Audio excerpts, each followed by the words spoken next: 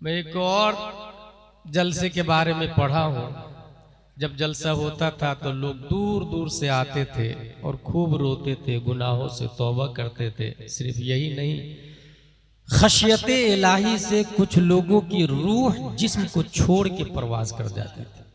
जलसे के इख्तिताम पर जिस तरह अपने यहाँ चटाई और ये कालीन और फर्श वगैरह उठाते हैं, वहाँ लोगों की लाशें उठाई जाती थी, गुस्ल दिया जाता, नमाज जनाजा पढ़ी जाती थी। उस मुकर्रिर खुसूसी का नाम है शेख अब्दुल कादिर जीलानी रज़ी अल्लाह ताला। हिंदुस्तान का एक और जलसा मैं जानता हूँ जिसने तारीखी इनकलाब पैदा किया है। 5, 6, 7 मई 1972 का जलसा है, जिसमें हुजूर सैयदुल उलमा है, हुजूर अहसनुल उलमा है, अल्लामा मुश्ताक अहमद निज़ामी है, हुजूर मुजाहिद मिल्लत है, हुजूर सिराजुल हुदा गयावी है, रीढ़ की हड्डी की हैसियत से हुजूर हाफिज मिल्लत है, राइट हैंड की हैसियत से अल्लामा अरशदुल कादरी है। उस जलसे के बाद कौम को जो फायदा हुआ, उस फायदे को आज भी दुनिया अल जामियतुल अशरफिया मुबारकपुर के नाम से याद करती है। सुभान अल्लाह, या रसूल अल्लाह, जिंदाबाद। फैजान हुजूर हाफिज़े मिल्लत जिंदाबाद। फैजान हुजूर हाफिज़े मिल्लत, एहसान आला हजरत खलीफा सरकारे ताजुश शरिया व खलीफा हुजूर मुहद्दिस कबीर अल्लामा गुलाम जिलानी साहब अज़हरी। इस तमहीद के बाद मैं बुनियादी बात की हेडिंग डालूं। मेरी गुफ्तगू का टॉपिक है, हेडलाइन है, इल्म आलम आलिम। आलम का माखज़ भी इल्म है और आलिम का माखज़ भी इल्म है। इल्म के हवाले से इतना जहन में रखे कि मिनहा खलकनाकुम व फीहा नुईदुकुम व मिनहा नुखरिजुकुम तारतन उखरा। We are equal just like clay. हम लोग मिट्टी है। हमारे पास्ट को देखे आप तो मिट्टी, तो हम और मिट्टी बराबर। यही वजह है कि ये मिट्टी खिला पिलाकर इंसान को बिल्ड करती है, और जब इंसान उसमें आता है तो मिट्टी खा पीकर उसे खत्म भी कर देती है। शेख सादी ने यहाँ पर यह कहा है, जहां ए बिरादर न मानत बकस, दिल अंदर जहां आफरी बंदोबस्त, मकुन तक या बरमुल के दुनिया व पुष्ट के बिसियार कस चूतू परवरद व कुश्त। हम मिट्टी से है, दोबारा मिट्टी में मिल जाएंगे। अगर नहीं मिलना चाहते हैं तो जिसने मिट्टी को पैदा किया उससे रिश्ता जोड़ लेते हैं। अगर इंसान उससे रिश्ता जोड़ लेता है तो फिर वो रईसुल उलमा बन जाता है, रईसुल हुफाज बन जाता है। मैं 3 रईस को जानता हूं, उसके बारे में अभी बताऊंगा। पहले हम इल्म पर गुफ्तगू कर लेते हैं। तो ये जो हम जानवर की तरह या मिट्टी की तरह है, अल्लाह ने रूह देके हमें मिट्टी से अफजल कर दिया, लेकिन रूह जानवर के अंदर भी, इसलिए we are equal like animals. हम भी खाते पीते हैं, कुत्ता बिल्ली भी खाता पीता है। फर्क इतना है कि वो हलाल और हराम की तमीज नहीं करता है और हम हलाल और हराम की तमीज करते हैं। इसका मतलब यह हुआ कि जो इंसान हलाल और हराम की तमीज लालगंज में नहीं करता है वो इंसान नहीं है। जस्ट लाइक एनिमल्स, हम भी नंगे पैदा हुए हैं, कुत्ता बिल्ली छछुंदर भी नंगे पैदा हुए हैं। फर्क इतना है कि हम बड़े होके कपड़ा पहनते, वो बड़े होके कपड़ा नहीं पहनते हैं। इसका मतलब है कि जो अपनी बेटी को कम कपड़ों में मार्केट में निकालता है वो इंसान नहीं बना। वाह वाह वाह वाह, नारे तकबीर, नारे रिसालत, या रसूल अल्लाह, मज़हबे इस्लाम जिंदाबाद, उर्से रईसुल हुफ़्फ़ाज़ जिंदाबाद, अल्लामा मुफ्ती गुलाम जिलानी अज़हरी जिंदाबाद। प्यास दोनों को लगती है। खड़े खड़े कहीं भी पाक नापाक की तमीज किए बगैर पी ले उसे जानवर कहते हैं, और जो बैठकर 3 सांस में तस्मिया के बाद टोपी पहनकर पाक पानी पिए उसे हजरत इंसान कहा जाता है। माशाअल्लाह माशाअल्लाह। और तमाम तर उलमा का 1400 साल से इत्तेफाक है कि शराब पाक नहीं बल्कि नजिस है। इसका मतलब जो इंसान शराब पीता है, मोदी और योगी के कार्ड में वो इंसान हो सकता है, इस्लाम के कार्ड में वो इंसान कभी नहीं हो सकता है। क्या बात है जिंदाबाद। पेशाब दोनों करते हैं, जानवर भी इंसान भी, कहीं भी खड़े होके शुरू हो जाए वो जानवर है। और जो बैठकर पेशाब के बाद पानी लेता है उसे हजरत इंसान कहते हैं। इसका मतलब लालगंज में जो बगैर पानी के कर रहा है, समझ जाइएगा आप, they are not human, they are animals. अल्लाह तबारक व तआला ने जानवरों से अलग होने के लिए इल्म अता फरमाया। और साहिबे कुरान प्यारे मुस्तफ़ा सल्लल्लाहु तआला अलैहि वसल्लम को जलवागर किया, प्रैक्टिकली इल्म की तस्वीर बनाने के लिए, दिखाने के लिए कि ये इल्म है, आपको राइट और रॉन्ग में फर्क बताएगा, और नहीं समझ में आएगा तो मुझसे पूछ लीजिएगा। इसलिए अल्लाह तबारक व तआला ने हुजूर सल्लल्लाहु तआला अलैहि वसल्लम को पैदा किया। अब बात यह आएगी कि जब इल्म के जरिए इंसान जानवरों से अलग होता है तो फिर डॉक्टर भी तो आलिम, बैरिस्टर भी तो आलिम। इस हवाले से बुनियादी बात यह है कि 3 लाइन है पढ़ाई की, क ख ग घ अंग च छ ज झ या ट ट ड ढ न प फ ब भ म इला आखिर। दूसरी लाइन है ABCDFGHIJKLMNOPQRSTUVWXYZ। तीसरी लाइन है अलिफ बा ता सा जीम हा खा दाल दाल रा जा सीन शीन साद क़ाफ़ क़ाफ़ ज़ा ऐन ऐन फा क़ाफ़ काफ लाम मीम नून वाव हा लम अलिफ हमज़ा या। इसमें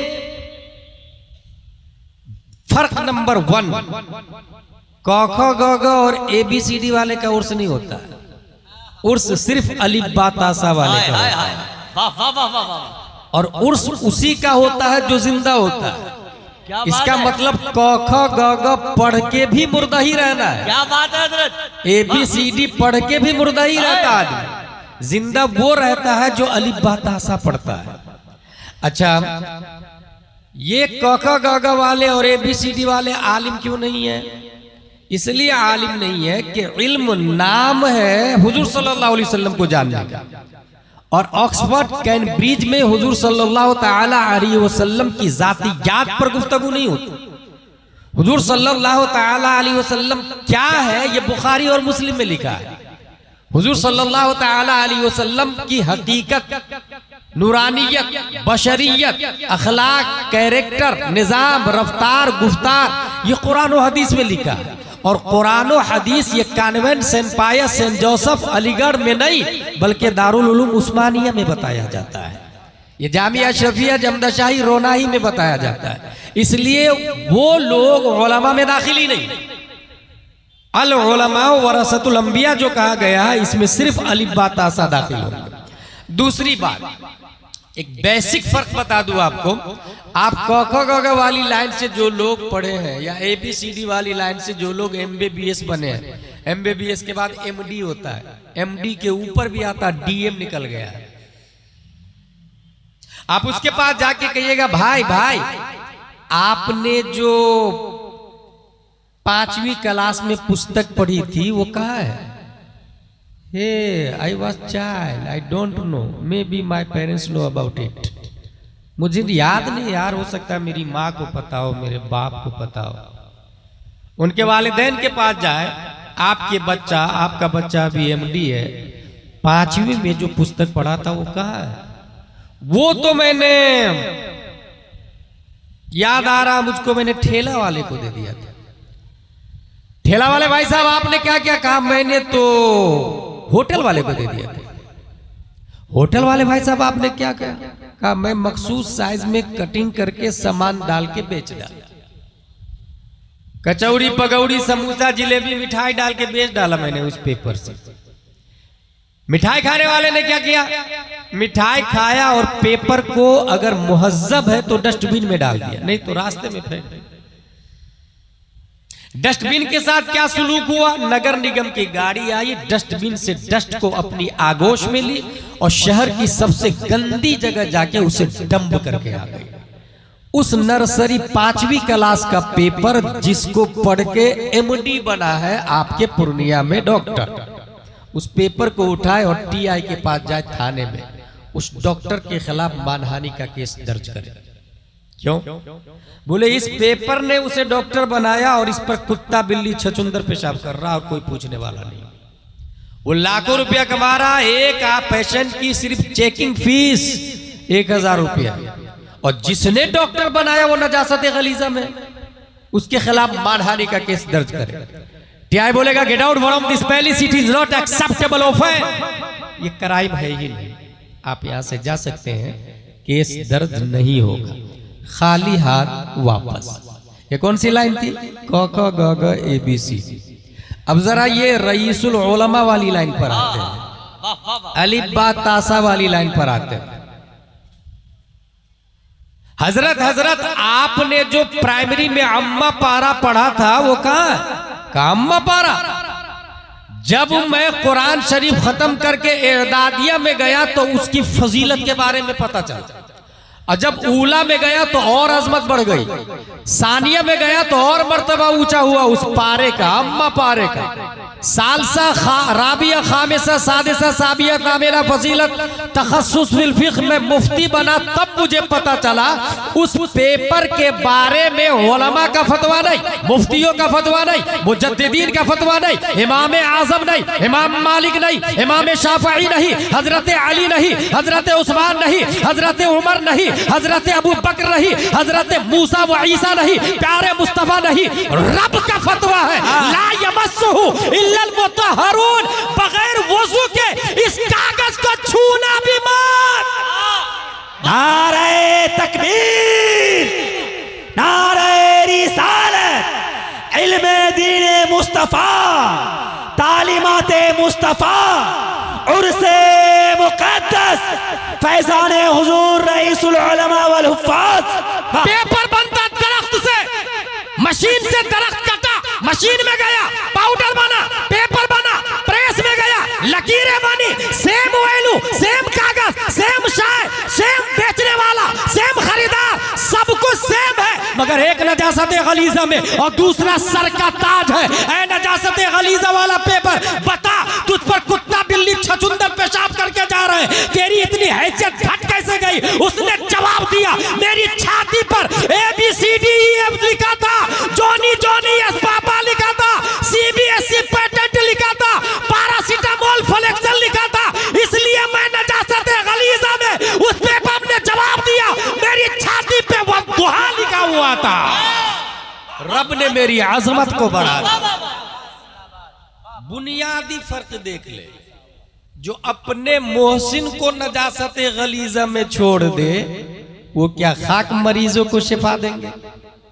और जिन्होंने अम्मा पारा की इतनी ताजीम की, जब वो मसनदे शिफा पर बैठते थे हुजूर रईसुल उलमा, तो वक्त के खाजाए इल्म फन भी दरवाजे पर चारपाई लगा के बैठ के इंतजार कर रहे होते।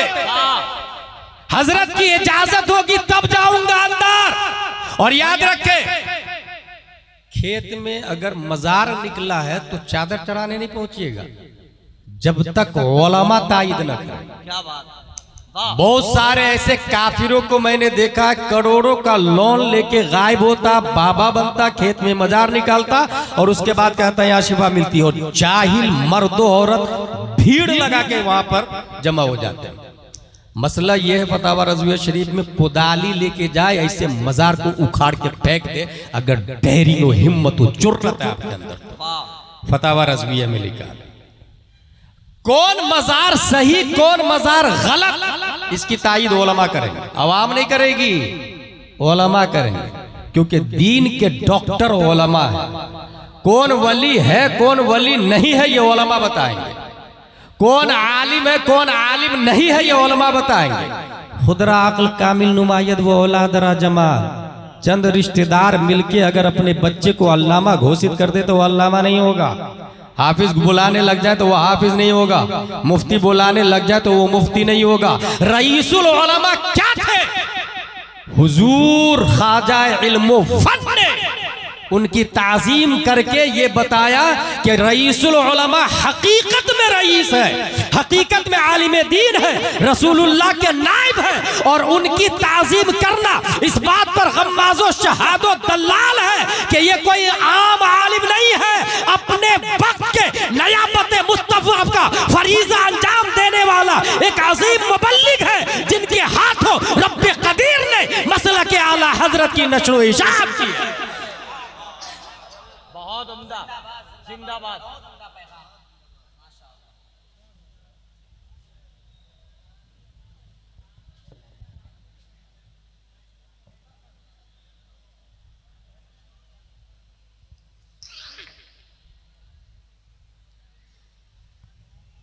कल हैदराबाद में कौनैन भाई एक साहब ने कहा कि हमारी कमेटी में सुन्नी देवबंदी सब है, वहाबियों के खिलाफ मत बोलिए।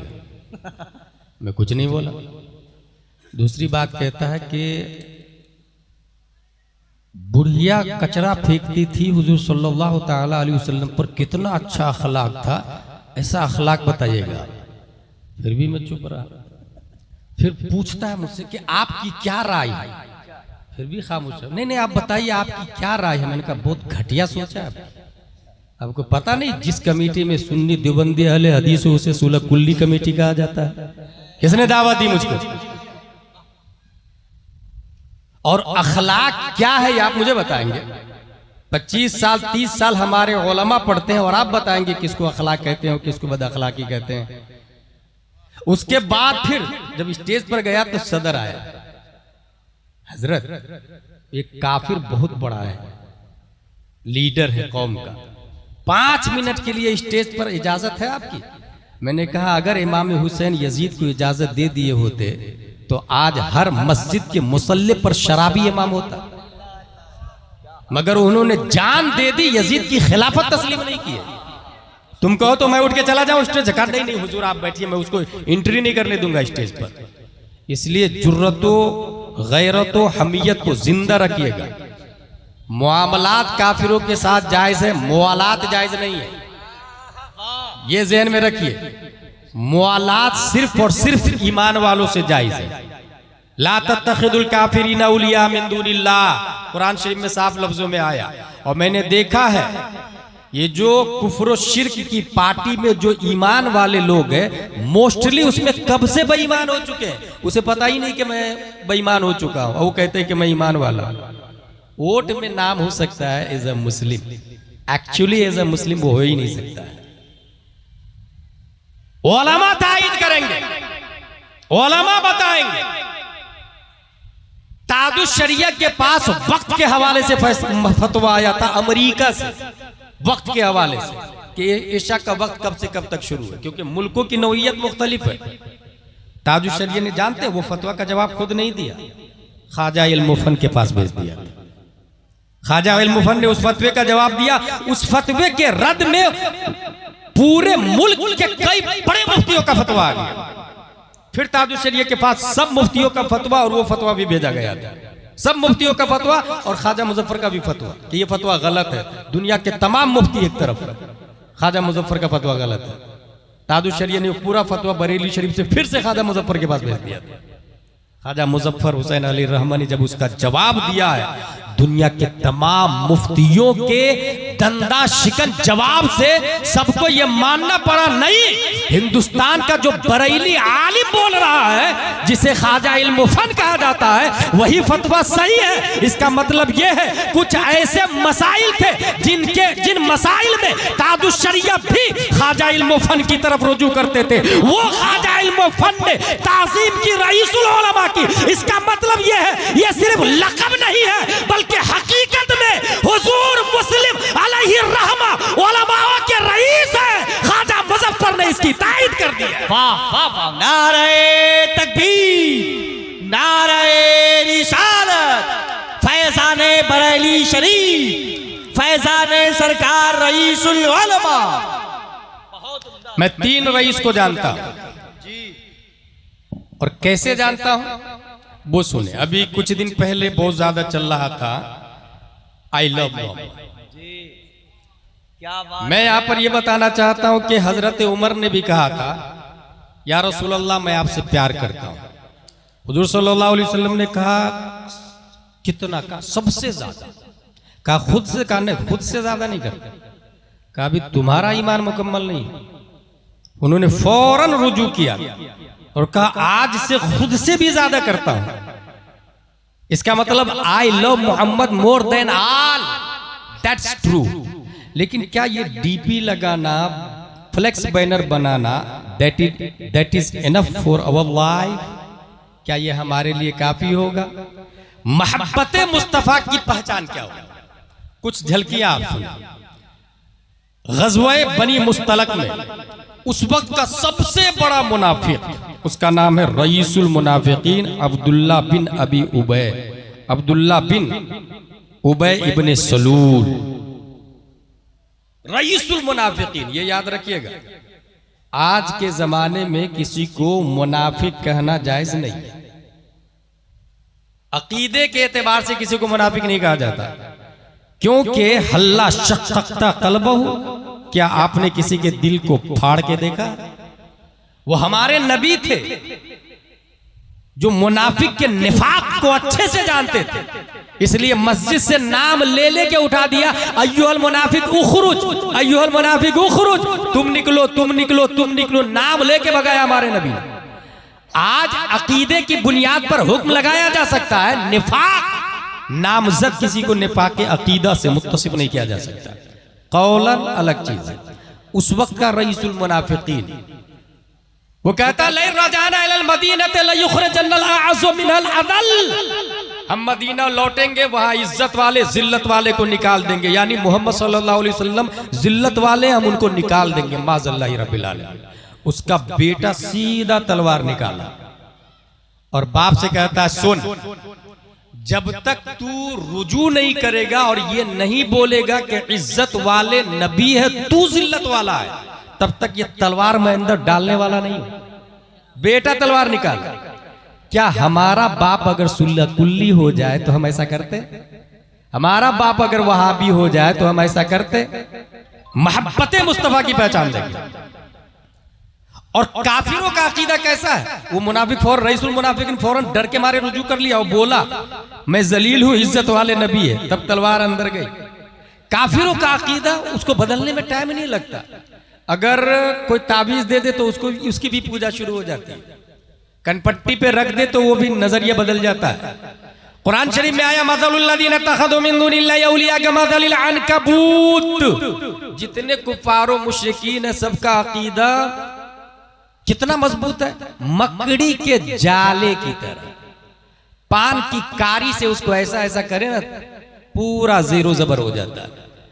ये किसका अकीदा बताया? मैं काफिरों का, चाहे डोनाल्ड ट्रंप हो, नेतन्याहू हो, बाइडन हो, साहब मकड़ी के जाले की तरह अकीदा।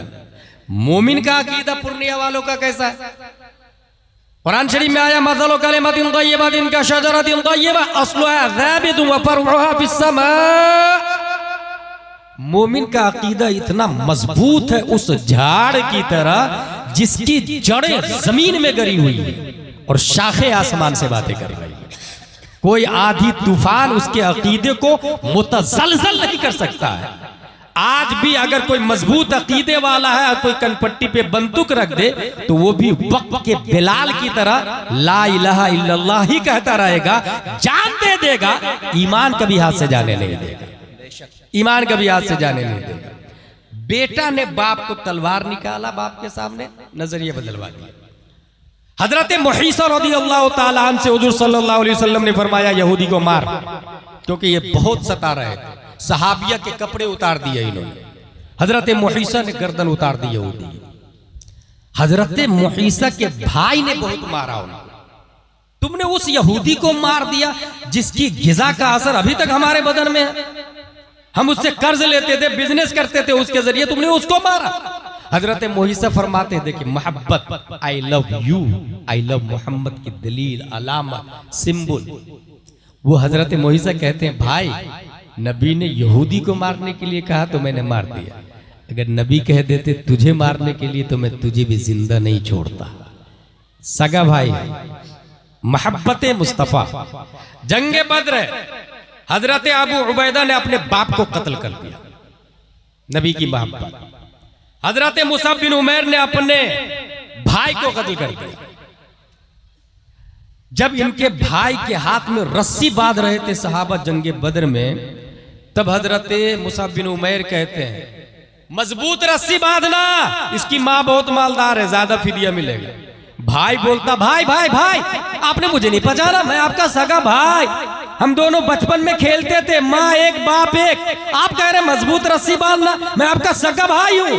हजरत मुसअब बिन उमैर फरमाते हैं गलत, अगर तू सगा भाई होता तो नबी की तरफ से आता, अबू जहल की तरफ से नहीं आता। आई लव मोहम्मद की दलील दे रहा हूं, अलामत दे रहा हूं। डीपी और बैनर ये काफी नहीं है। हजरत उमर रज़ियल्लाहु ताला अन्हु अपने मामू आस कत्ल कर दिया। हजरत अली ने कई रिश्तेदारों को मौत के घाट उतार दिया। हजरत अबू बकर रज़ियल्लाहु ताला अन्हु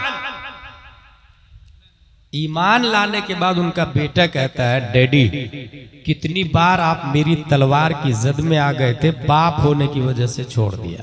हजरत अबू बकर फरमाते हैं खुदा की कसम अगर एक बार भी तू मेरी तलवार की जद में आता तो गद्दार मुस्तफा होने की बुनियाद पर तुम्हारी गर्दन उतार देता। बेटा से कौन बोल रहा है? बाप। अलामत मोहब्बत क्या है?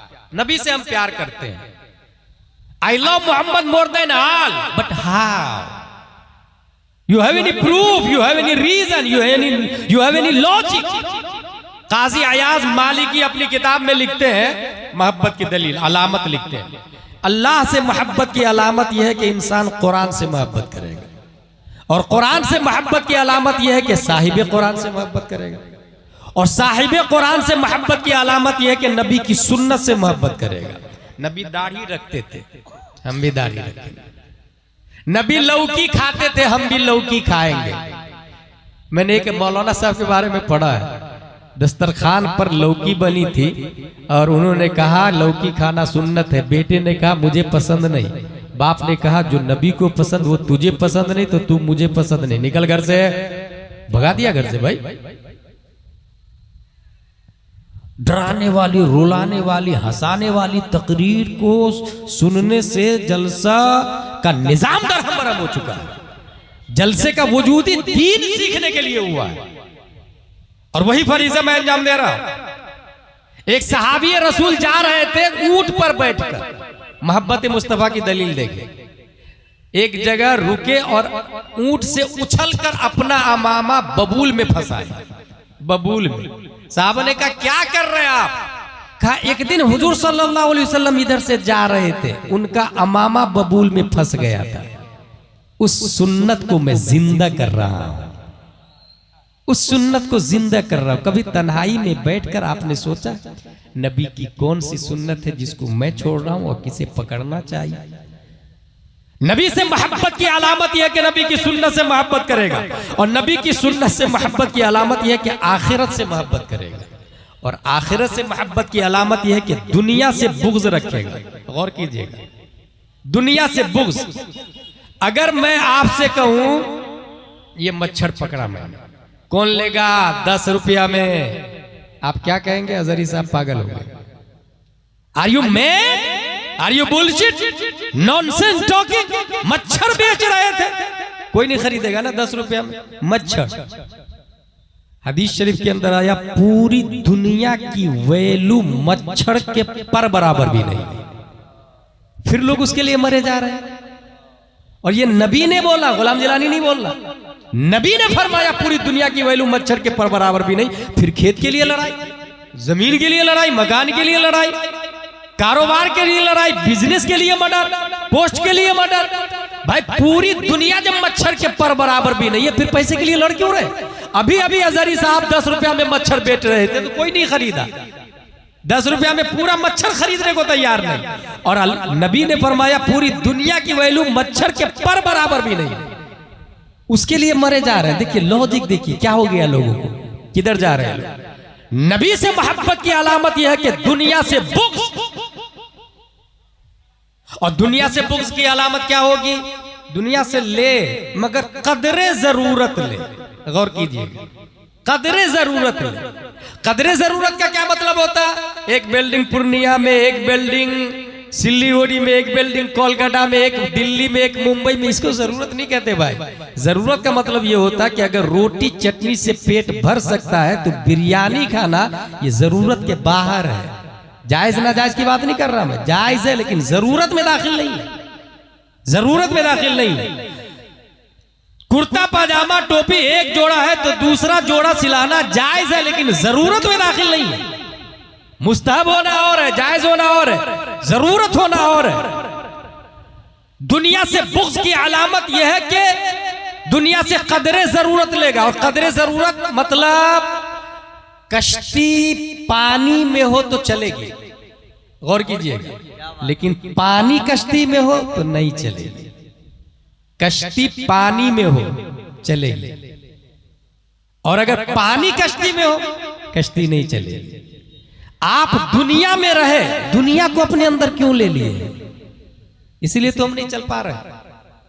परिंदा अपनी चोंच में एक दाना गेहूं का ले उड़ेगा, बीवी बच्चों से मिलेगा, घोंसले में जाएगा, मंजिले मकसूद तक कुव्वते परवाज में इजाफा होगा। लेकिन 1 किलो गेहूं की थैली गर्दन में बांध के कबूतर उड़ नहीं सकता, अपनी फैमिली से नहीं मिल सकता, बीवी बच्चों से मुलाकात नहीं कर सकता, मंजिले मकसूद तक नहीं पहुंच सकता। कलंदर लाहौरी ने इसी तरफ इशारा किया, ऐ तायरे लाहूती, उस रिज्क से मौत अच्छी जिस रिज्क से आती हो परवाज में कोताही। यही वजह है तौहीद और रिसालत के शहदाइयों, जो इंसान दुनिया में जखीरा अंदोजी जितनी कम किया उतनी ही ज्यादा स्पीड से वो रब की तरफ गया है, मंजिले मकसूद तक पहुंचा है। और जिसने दुनिया का बोझ ज्यादा लिया है उसे हिसाबो किताब देना पड़ा। झूठ बोलता है, हरामखोरी करता है, हरामकारी करता है। और ये हमारे नबी ने फरमाया कि एक गरीब अमीर से 500 साल पहले जन्नत में चला जाएगा, क्योंकि अमीर को हिसाब देना पड़ेगा,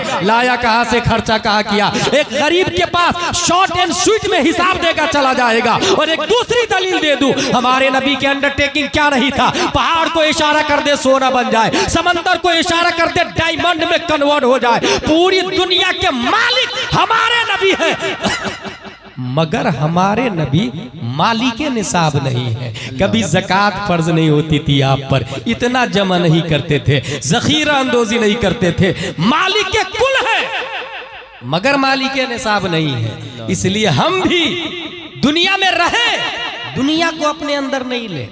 अगर एक इंसान आपके यहाँ 1 करोड़ का मालिक है और दूसरा इंसान मालिके निसाब नहीं है, नबी की इस सुन्नत को वो जिंदा कर रहा है। अगर वो करोड़पति ज़कात देता है तो उस्मान गनी की सुन्नत हो सकती है, अगर ज़कात देता है तो उस्मान गनी की सुन्नत हो सकती है, मगर मालिके निसाब ही नहीं बनता है तो ये प्यारे मुस्तफ़ा की सुन्नत है, प्यारे मुस्तफ़ा की सुन्नत है। तो आखिरत से बुग़्ज़, आखिरत से मोहब्बत की अलामत दुनिया से बुग़्ज़, और दुनिया से बुग़्ज़ की पहचान कदरे जरूरत लेगा। हमने इस पैराग्राफ में तलाशना शुरू किया जो जरूरत के मुताबिक ले। 14वीं सदी हिजरी, ऐसा कोई आदमी मिले जो नबी से इस कदर मोहब्बत करता हो कि दुनिया से अदावत, सब कुछ है फिर भी रोटी चटनी खाता हो, करोड़ों की गाड़ी खरीद सकता है मगर नहीं, लुंगी कुर्ता और एक सदरी में रहता हो।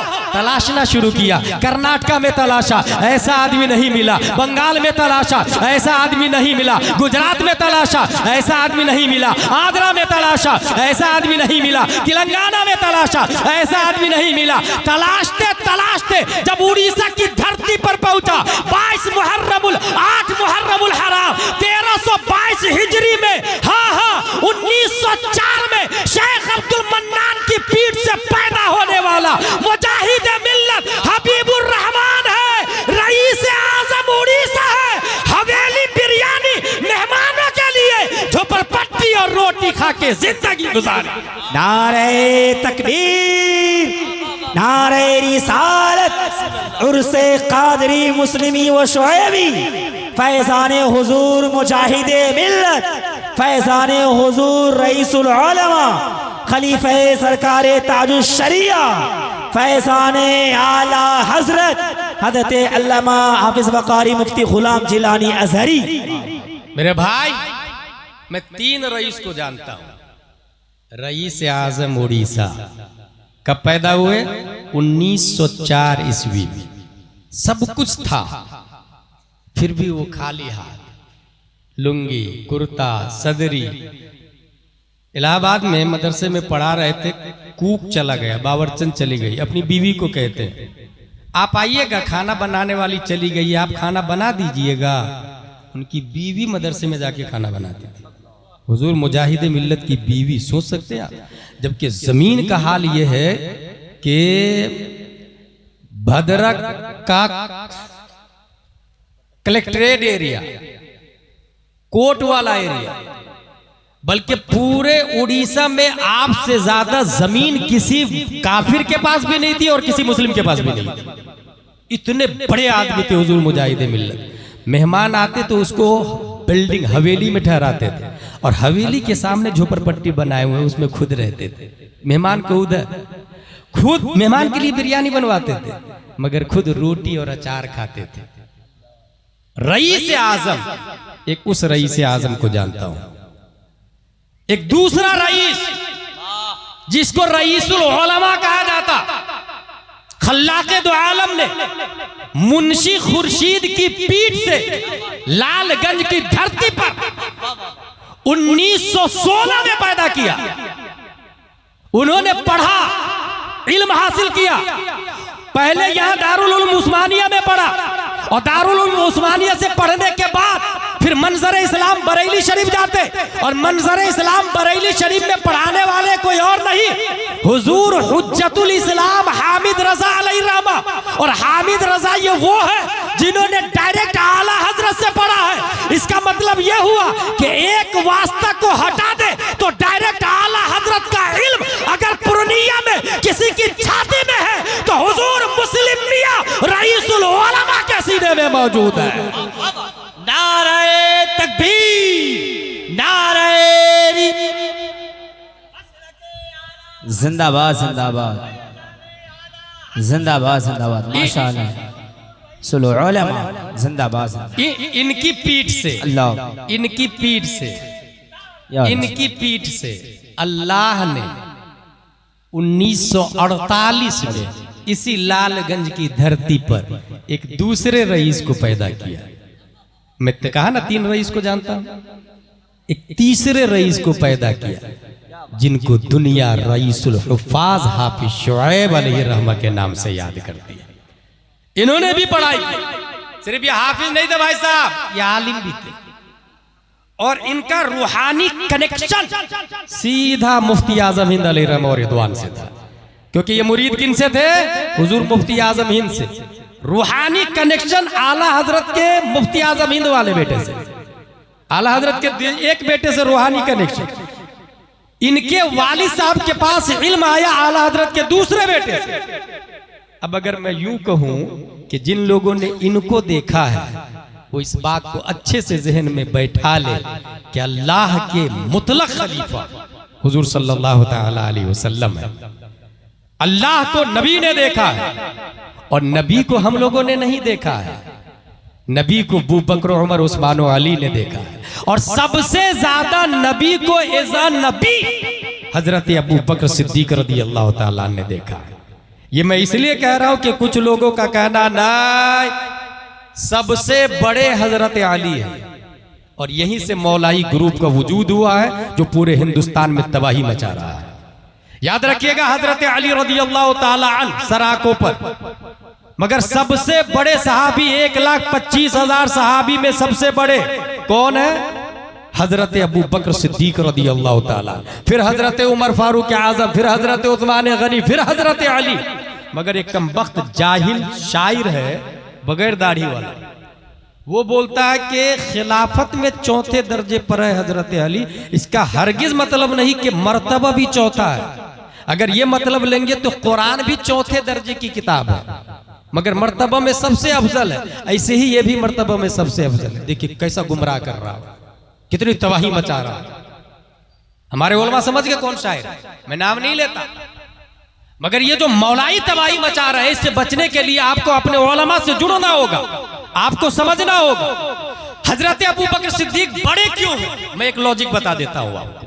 अगर मैं ऐलान करूं यहां पर मुझे रईसुल उलमा मस्जिद बनानी है, कौन देगा पैसा? एक आदमी खड़ा हुआ, हजरत मेरी तरफ से 1000 रुपये। दूसरा आदमी पहले दिन 1000, दूसरा आदमी दूसरे दिन 2000, तीसरा आदमी तीसरे दिन 3000, चौथा आदमी चौथे दिन 4000। ज्यादा किसका है? कॉमन सेंस यही बोलेगा ना 4000 रुपया ज्यादा है। इस्लाम बोलता है गलत, 4000 ज्यादा नहीं, क्योंकि अद्दाल अलल खैर कफाइलिही, रास्ता बताने वाला चलने वाले की तरह है। जब ऐलान हुआ तो सबसे पहले एक आदमी खड़ा हुआ, उसने माहौल को फाड़ा और रास्ता क्लियर किया, रास्ता बनाया। और जो रास्ता बनाता है उसके पीछे अब जो जो चलेंगे उस बनाने वाले को सवाब मिलता रहेगा। जैसे सबसे पहले दुनिया का कत्ल काबिल ने हाबिल को किया है, कयामत तक जितने कत्ल होंगे काबिल को अजाब मिलता रहेगा, जितने कत्ल होंगे काबिल को अजाब मिलेगा। जिसने अच्छी चीज ईजाद की उसको ईजाद करने का सवाब मिलेगा। जब नबी ने ऐलान किया ला इलाहा इल्लल्लाह इन्नी रसूलुल्लाह, अबू जहल कह रहा था तुम झूठे हो, उतबा कह रहा था तुम झूठे हो, शीबा कह रहा था तुम झूठे हो, सब के सब कह रहे थे तुम झूठे हो। कुफ्र, शिर्क, फिस्को, फुजूर, किस्म के माहौल की छाती को फाड़कर सबसे पहले सदाकत का झंडा जिसने उठाया और कहा या रसूल अल्लाह आप सच्चे हैं, मैं आपको मानता हूं, वो कोई और नहीं अबू कहाफा का बेटा अबू बकर सिद्दीक अकबर है। जिंदाबाद जिंदाबाद। इसलिए अब जितने लोग नबी को मानेंगे सवाब अबू बकर को मिलता रहा।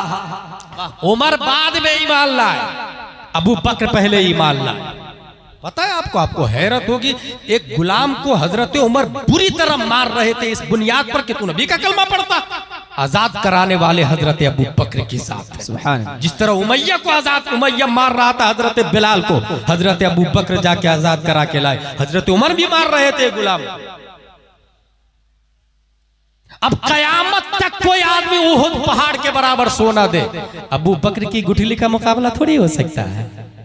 इसलिए हजरत अली सर के ताज है।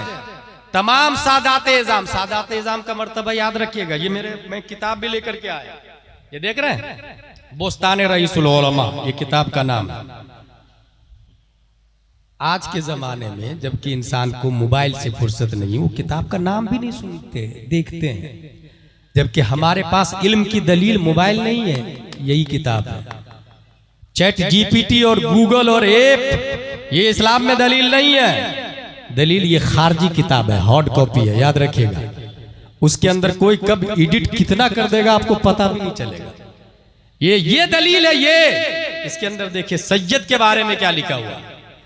सैयद सुन्नियुल मजहब की ताजीम लाजिम है, अगरचे उसके अमाल कैसे ही हो, उनके अमाल के सबब उनसे तनफ्फुर ना किया जाए, नफ्से अमाल से तनफ्फुर, बल्कि उसके मजहब में भी कलील फर्क हो कि हद्दे कुफ्र तक ना पहुंचे, जैसे तफदील, तो इस हालत में भी उसकी ताजीम सयादत नहीं जाएगी।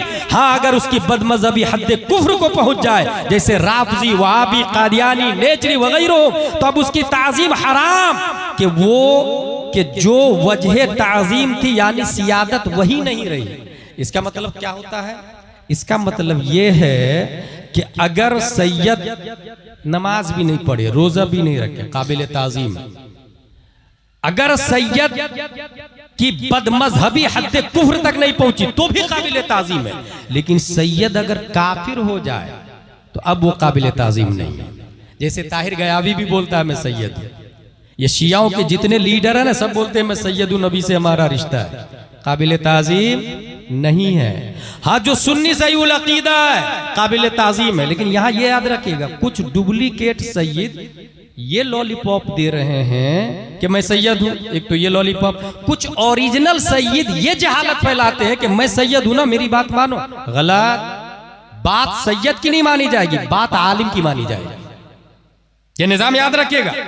सैयद काबिल ताजीम है, काबिल इत्तिबा उलमा है। यही वजह है मुझे बेंगलोर में एक सवाल हुआ था, एक खातून ने ये उड़ाया कर्नाटका में कि पीर वही होगा जो सैयद हो। फिर आला हजरत मुफ्ती आजम ताजुश शरिया वो हजम नहीं हो रहे थे उनको। मैंने कहा सुनो, अगर पीर होने के लिए सैयद होना जरूरी है तो दुनिया के जितने सादाते इज़ाम है सर के ताज है, मगर जितने सादाते इज़ाम है या तो वो मालिकी है, या तो वो शाफई है, या तो वो हम्बली है, या तो वो हनफी है, और ये चारों सैयद नहीं है। बहुत भारी दलील दे रहा हूं कौन भाई, ये चारों सैयद नहीं है। इसका मतलब ये कि इत्तेबा सैयद की नहीं आलिम की जाएगी, आलिम की। अब जो सैयद ये बोले कि मैं जन्नत में ले जाऊंगा, नहीं, निजामे मुस्तफा की बुनियाद पर जन्नत में जाएंगे। और निजामे मुस्तफा में यह है सैयद की ताज़ीम की जाएगी। कितनी ताज़ीम की जाएगी ये भी उलमा तय करेंगे, ये उलमा तय करेंगे कितनी ताज़ीम की जाएगी। और कुरान और हदीस में बेशुमार फजाइल आए हैं, और जिन उलमाओं ने सैयद की ताज़ीम की उनमें आला हजरत का भी नाम है, हुजूर हुज्जतुल इस्लाम का भी नाम है, और हुज्जतुल इस्लाम के शागिर्द है रईसुल उलमा।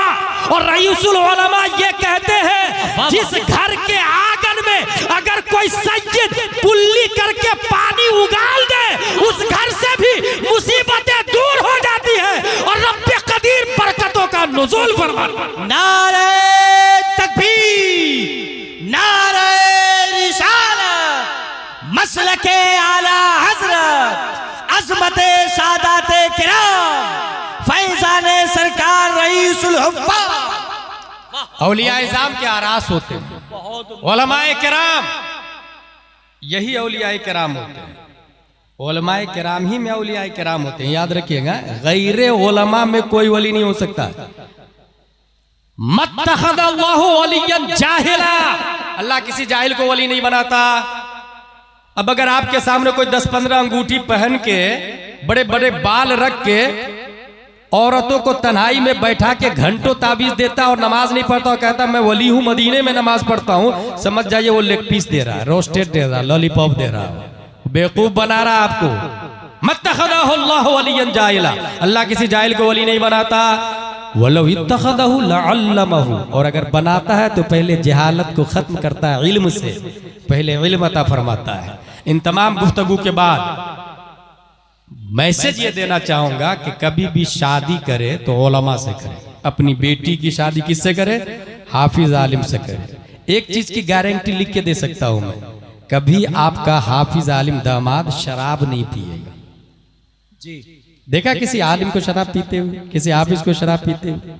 और शराब वो बुराई है जो 1000 बुराई की अकेले माँ है। अगर आलिम से शादी करते हैं तो कम से कम आपका दामाद शराब नहीं पिएगा, पहला फायदा तो गारंटेड है। दूसरी बात, अगर आपको लड़की लाना है तो आलिम की बेटी से शादी करें, क्योंकि आलिम की बेटी होगी तो सीरत फातिमा से वाकिफ होगी, वो फातिमा तो ज़हरा की हिस्ट्री से वाकिफ होगी। और मैं डंके की चोट पर पूरे भारत में बोलता हूं, कोई अल्लाह का वली जींस पैंट और टी शर्ट वाली के पेट से नहीं पैदा होता। कोई भी रईसुल उलमा, रईसुल हुफ़ाज़, रईस आज़म उड़ीसा अगर पैदा होता है तो नकाब वाली पेट से पैदा होता है। इस वजह से जो आलिम की बेटी होगी वो नकाब को लाइक करेगी। एक और बात बताते हुए चला जाऊं मैं, रिश्ता आम तौर से ढूंढने के लिए, वमा अलैना इल्लल बलाग आने वाला मेरा, रिश्ता आम तौर से ढूंढने के लिए हम लोग अच्छे घर को तलाशते हैं। सही बोल रहा हूं ना मैं? हर शख्स अच्छा घर तलाशता है। हजरत कोई अच्छा घर होगा तो देखिएगा सुन्नी सहीउल अकीदा होना चाहिए, अच्छा वेल सेटल होना चाहिए। अच्छा घर तो सब बोलता है, अच्छे का मेयार अलग अलग है, लेकिन अच्छा घर सब बोलता है। ईमानदारी से बताए, पूरी दुनिया में सबसे अच्छा घर कौन है? अगर आप किताब को खोल करके पढ़ेंगे तो पूरी दुनिया में, पूरे पूर्णिया में, पूरे बिहार में, पूरे हिंदुस्तान में सबसे अच्छा घर अल्लाह का घर है, जिसे मस्जिद कहा जाता है। कभी आप अपनी बेटी के लिए मस्जिद में दामाद ढूंढने गए? एक आदमी था, वो रोजाना मस्जिद में जाकर देखता था कौन को रहा पढ़ने। एक आदमी समझ गया, भाई भाई भाई तू मेरी बेटी से शादी कर। उन्होंने कहा हजरत मेरे पास कुछ है ही नहीं। जानते वो साहब क्या बोलते हैं होने वाले ससुर जी? मस्जिद अल्लाह के घर में पहली सफ में तकबीरे ऊला के साथ 5 वक्त की नमाज पढ़ने से बढ़कर धरती पे और कौन सी दौलत हो सकती है? समझ में आ रहा है? इससे बड़ी और कोई दौलत हो सकती? इसलिए तू ही करेगा, तू ही करेगा। रिश्ता कभी भी करे आप अच्छे घर में करें, और अच्छा घर अपने मेयार से तय मत करें। अच्छा घर अल्लाह का घर होता है, उसके बाद अच्छा घर रसूलुल्लाह का घर होता है, जिसको मदरसा कहा जाता है, वो रसूलुल्लाह का घर होता है। बुखारी शरीफ में आया, रसूलुल्लाह के मेहमान को सहाबी लोग खुद भूखा रह के उनको खिलाते थे। क्या आपके दारुल उलूम उस्मानिया में कभी ऐसा हुआ कि आप बिरयानी खा रहे हैं और बच्चों के बारे में पता लिया कि उनके यहाँ रोटी भी है कि नहीं, सालन भी है कि नहीं, सब्जी भी है कि नहीं? आपने अपने मकान के मार्बल को हर 5 साल में बदल दिया या टाइल्स को बदला। कभी उस्मानिया के टॉयलेट बाथरूम को जाके चेक किया कि रसूलुल्लाह के मेहमान किस पोजीशन में, वुजू खाने का क्या हाल है, नमाज गाह का क्या हाल है? अच्छा, कुछ लोग कोई जुनून सवार होता है, मुफ्ती साहब मेरी वालदा का इंतकाल हो गया तो दारुल उलूम उस्मानिया में कुरान शरीफ रखवा देता हूँ 10 पीस वालिदा के इसाले सवाब के लिए। किसने कहा भाई कुरान शरीफ देना सवाब का काम? काली किसने बोला? भाई पहले पूछे उनसे जरूरत किस चीज की है। इंसान का पेट भरा है मगर कपड़ा नहीं पहना है तो कपड़ा देना फर्ज है, खाना खिलाना फर्ज नहीं है। कुरान शरीफ है, अनवारे शरीयत नहीं है तो अनवारे शरीयत दे, बहारे शरीयत नहीं तो बहारे शरीयत दे। तमाम किताबें हैं, सब कुछ है, मगर गेहूं नहीं है कल के लिए तो गेहूं दे, चावल नहीं है तो चावल दे। देने से पहले पूछ ले। इसलिए कुछ तरीकों पर नजर सानी करे, यही है जलसे का मकसद, तकरीर का मकसद यही होता है। अपनी लाइफ स्टाइल को बदलें। हजरत दारुल उलूम उस्मानिया से 10 बच्चे को भेज दीजिए ना, मेरे वालिद साहब के इसाले सवाब के लिए। 10 बच्चे आए, कुरान शरीफ पढ़े, एक बच्चे ने 3 पारे पढ़े। कितना कुरान हुआ? एक कुरान हो गया। ए अल्लाह, एक कुरान का सवाब मेरे वालिद की रूह को पेश करता हूँ, कबूल फरमा बहक़ ला इलाहा इल्लल्लाह मुहम्मदुर रसूलुल्लाह सल्लल्लाहु अलैहि वसल्लम। ईमानदारी से बताए वो सवाब आपका था? भाई साहब, वो भीख में और चंदे में सवाब लिया आपने थोड़ी पढ़ा। जिसने पढ़ा सवाब उसको मिला, उसने डोनेशन दिया आपको, उसने चंदा दिया। भीख में मांगा हुआ सवाब आप अपनी माँ को दे रहे हो और बाप को दे रहे हैं। इससे अच्छा तरीका मैं बता के जा रहा हूं, उसको अमल में लाएं कल ही से। ऐसा नहीं कि दूसरा आदमी क्या बोलेगा, तीसरा क्या बोलेगा। ला युमकिनु युरदा कुल्ले इंसान, हर इंसान को खुश थोड़ी किया जाएगा, अल्लाह को हमें राजी करना है। कल ही से वो करे जो मैं बता के जा रहा हूं। आपको 10 बच्चे को नहीं बुलाना है, मदरसे से उस्मानिया से एक मुदर्रिस को बुलाना है। हजरत आप आइए, अपनी माँ, अपनी बहन, अपनी बीवी, अपनी बेटी को पर्दे में बैठाए और बेटा बाप मर्द पर्दे के सामने, आलिम साहब के सामने। पर्दे के पीछे कौन है? घर की खवातीन।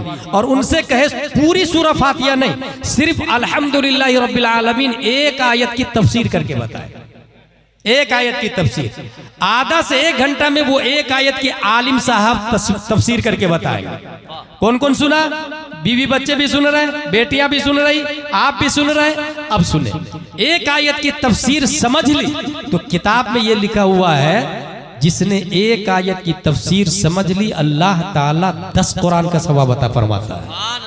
अब हाथ उठाए, ए अल्लाह, ये जो 10 कुरान का सवाब तूने दिया है मेरे बाप की रूह को पेश करता हूँ, कबूल फरमाए। ये मेहनत की कमाई है, चंदे का सवाब नहीं है, ये खुद की कमाई होगी आपकी। और यहाँ एक तरफ जब ये सिस्टम आप अपने यहाँ राइज कर लिए तो जानते फायदा क्या होगा? जहां कब्रिस्तान से अजाब का खात्मा होगा, वहीं आबादी से जिहालत का खात्मा होना शुरू हो जाएगा। आबादी से जाहिल लोग खत्म होने लग जाएंगे, क्योंकि आयत की तफसीर आ गई ना। कब्रिस्तान से अजाब खत्म होगा, आबादी से जहालत खत्म होगी। और बीवी बच्चियां सब सुनी ना, जिस बच्चियों ने कुरान की तफसीर 12 सुन ली है, कभी काफिर के साथ भाग के शादी नहीं करेगी, कभी मुर्तद नहीं होगी। वो ये जो आए दिन अखबार की हेडिंग बन रही है ना, उसने ये कर लिया, उसने ये लगा लिया, उसने उसके साथ भाग गई। फिर कहाँ है मुस्लिम लोग, कहाँ है पंचायत वाले, कहाँ है मुखिया, कहाँ है गांव के इमाम साहब? मेरी बेटी काफिर हो गई, कोई बचाने नहीं आ रहा। जब हैया लल फलाह कह रहा था तब तो समझ में नहीं आ रहा था। जब कह रहा था बच्चे को मकतब में भेजिए, तब बोल रहे थे who are you interfering my personal life. मेरी बेटी सेंट पायस सेंट जोसेफ में पढ़ती है, जरूरत नहीं हमें मकतब में भेजने की। और अब चली गई तो तब उलमा याद आ रहे हैं। इसलिए मैं बेस बता के जा रहा हूं, इंग्लिश के साथ साथ अपनी बच्चियों को उर्दू जरूर पढ़ाए। अरबी न, किसने कहा पूरा कुरान शरीफ पढ़ना फर्ज है? नहीं भाई, सूरह फातिहा और 4 सूरतें याद कर ली, ये फर्ज अदा हो गया, वाजिब भी अदा हो गया। एक ही आयत का याद करना फर्ज है, कौन है भाई? बाहर शरीयत में लिखा हुआ है। बाकी सूरह फातिहा और 4 सूरतें ये वाजिब अदा हो गई ना। अब उर्दू ज्यादा पढ़े जो फर्ज है ना, उर्दू से मुराद मतलब जरूरियात दीन का जानना, मसाइल, ये जरूरी। तो अरबी से ज्यादा उर्दू पढ़वाए। वो जो रमजान शरीफ में कुरान शरीफ पढ़ते ना खूब, यकीनन पढ़ना चाहिए, मगर साथ में मैं ये कहूंगा कंजुल ईमान पढ़े। 4 कुरान खत्म करने की बजाय 1 पारा पढ़े, मगर तर्जमा के साथ पढ़े। दिल के अंदर भी ईमान की रोशनी मजीद बढ़ती से बढ़ती चली जाएगी। परवरदिगार आलम हम सबको कुरान शरीफ, हदीस शरीफ, फिक्ह शरीफ पढ़ने, समझने, अमल करने की तौफीक अता फरमाए। वमा अलैना इल्लल बलाग। अस्सलामु अलैकुम व रहमतुल्लाहि व बरकातुहू।